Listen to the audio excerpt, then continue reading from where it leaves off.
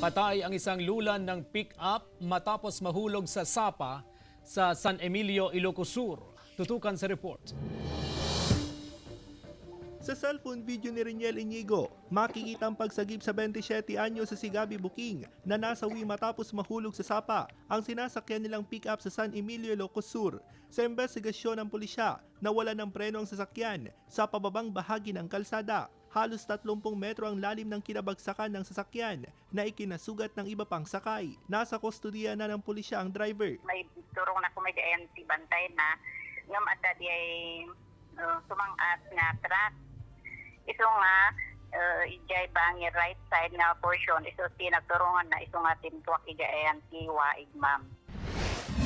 Sugatan ng 3 katao na sakay ng motorsiklo matapos bumangga sa SUV sa kahabaan ng barangay Sugatan, Pasuquin, Ilocos Norte. Sa investigasyon, papasok sa highway ang SUV nang mabangga ng paparating na motorsiklo. Agad na itakbo sa pagamutan ng mga biktima. Napag-alaman na walang preno ang motorsiklo at wala ring suot na helmet ang mga biktima. Nagkaayos na ang magkabilang panig.